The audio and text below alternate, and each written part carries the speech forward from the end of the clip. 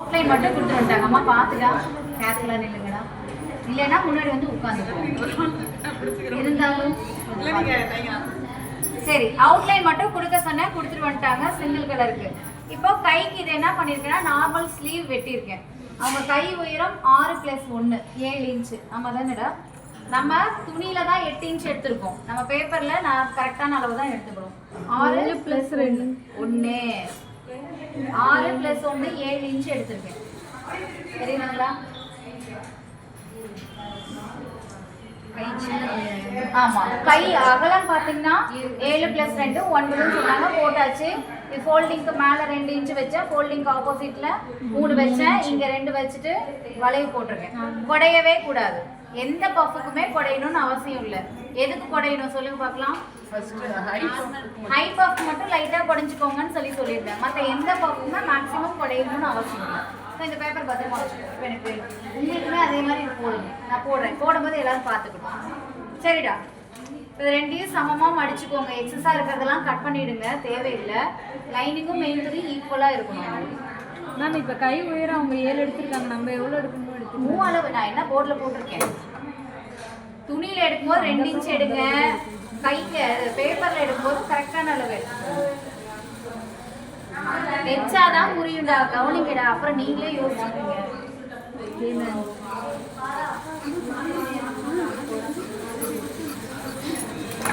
சரி, இப்போ சென்டரா எடுத்துட்டேன், நாச் போட்டுக்கலாம்.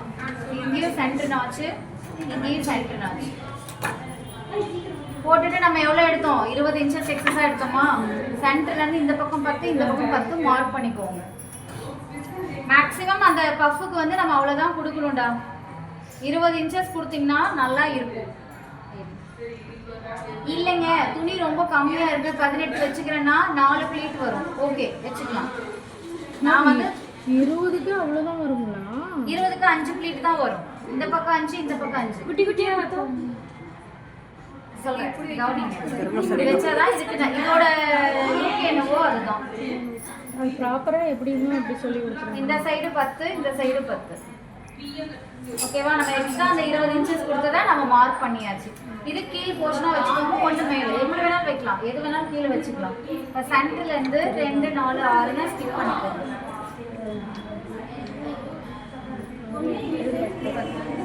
அதே போல் இந்த சைடு இப்போ என்கிட்ட வந்து 10 10 20 இல்லைங்க, டோட்டலாக 15. இந்த பக்கம் 7.5 இந்த பக்கம் 7.5 இருக்கு. அந்த மாதிரினாலும் 1.5 1.5 1.5 கணக்கு வச்சுக்கலாம்.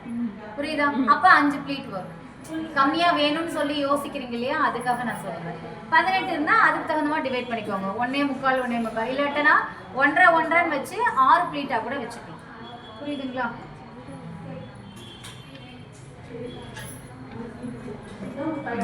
இது சென்டர் நாச், இது பெருசாக வச்சுக்கோங்க. இது பெரிய மிஷினில் தைங்க, சின்ன மிஷினில் தைக்க முடியாது. ஏன்னா கொஞ்சம் மொத்தமாக இதில் நம்ம தைக்க போகிறோம்.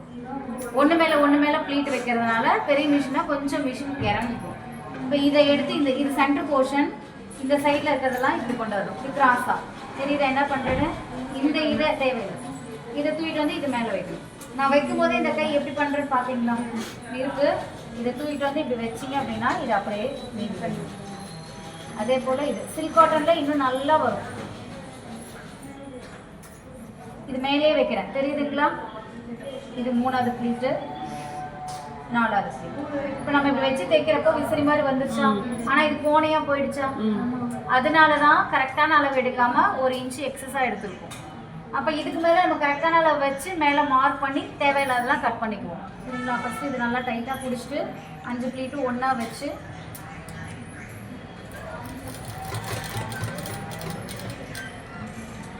நிறுத்திக்கோங்க. இப்போ இதை வந்து இது பக்கத்தில், அது மேலே இல்லை அது பக்கத்தில், இதுலேயும் அதே ப்ளீட்டை கொண்டாந்து அது மேலேயே வைக்கணும். இப்படி எடுத்து விடு. 3வது ப்ளீட்டு விட்டுடா, நான் பார்த்துக்கிறேன். 4வது ப்ளீட்டு 5வது. சரிங்களா? நல்லா நெருக்கமாக வச்சுட்டா விசிறி மாதிரி வருதா? அதனால தான் அந்த பேர் வச்சேன். விசிறி பக்கம் போய் தேடினீங்கன்னா கிடைக்காது. நானா வச்சது, நீங்க வச்ச பேர் நானே வச்ச பேர் தான் இது.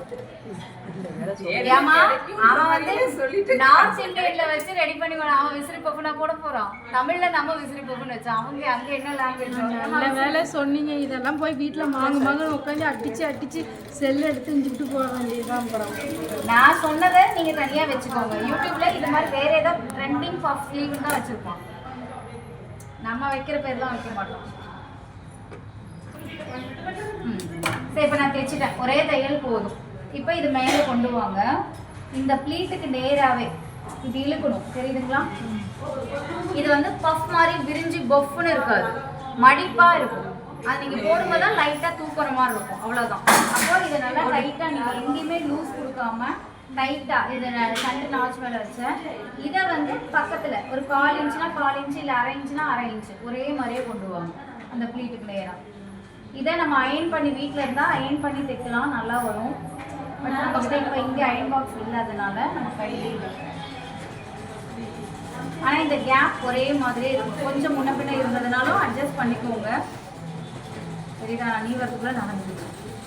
இதை நல்லா இழுத்துக்கோங்க, சரிங்களா? போதுமா இந்த அளவுக்கு? இதா வர மாட்டேங்குது.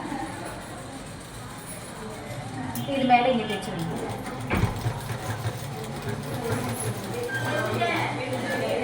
அதே போல் இந்த சைடு சென்டர் நாச் மேலே வச்சு கீழே அரைஞ்சி தைக்கிறோம். எல்லாமே அரேஞ்ச் தான்.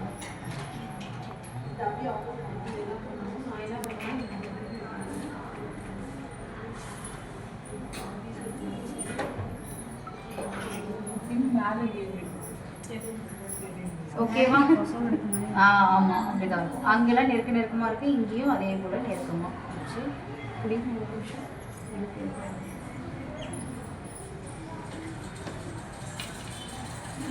ஓகேவா? ஒரே மாதிரி வந்துருக்கோம்.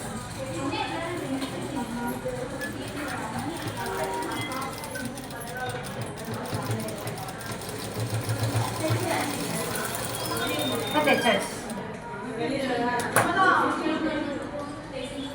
இப்போ அவங்க நம்ம நார்மல் கை போட்டிருக்கோம் இல்லைங்களா? இதுதான் அதுக்கு முன்னாடியே ரெடி பண்ணி வச்சுக்கோங்க. இந்த சென்டர் போர்ஷனில் கரெக்டாக இந்த சென்டர் வச்சுக்கோங்க, இங்கேயும் வச்சுக்கோங்க. தெரியுதா? நம்ம கை இதுதான், துணி வந்து கோணையாக தான் இருக்கும். இப்போ நம்ம நேராக தேவையான அளவு எடுத்துக்க போகிறோம், சரிங்களா? இதை மார்க் பண்ணிக்கோங்க, இந்த கை கரெக்டான அளவுக்கு.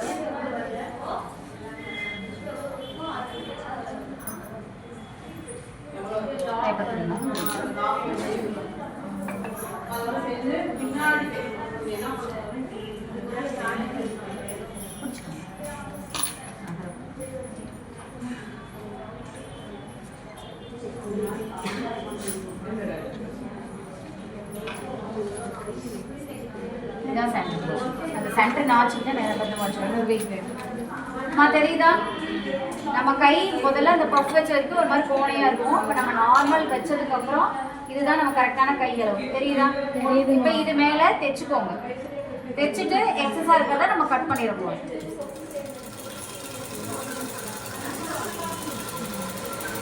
யூடியூப்லாம் இப்படி சொல்லுவானான்னு எனக்கு சரியா தெரியல. இது கொஞ்சம் வேற மாதிரி கூட சொல்லுவான். புரிஞ்சா அதை பார்த்து செய்யுங்க. இல்லை இது புரியுதுனாலும் இதை செஞ்சுக்கோங்க.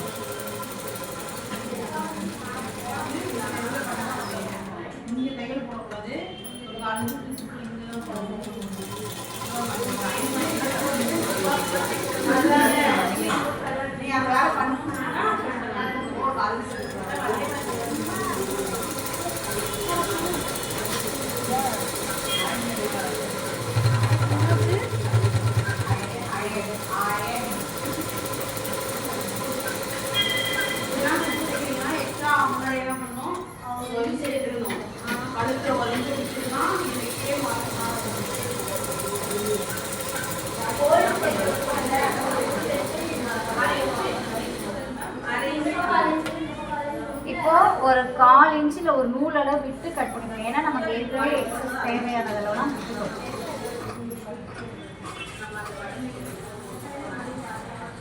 புரியுதா? புரியுதுங்க.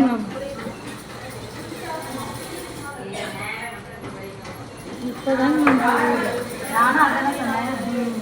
நான் எத்தனை தடவை கோல்டு தண்ணின்னு கட்டினாலும் பிடிச்சிருக்கேன்.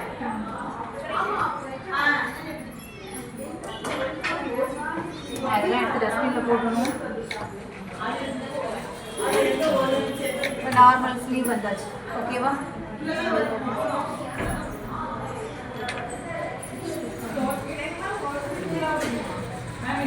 இப்படி வரும். இதுக்கு கீழே பார்டர் கொடுக்க போகிறோம். பார்டரில் சின்னதாக இப்படி அப்புறமா போய் மம்மிக்கு துணி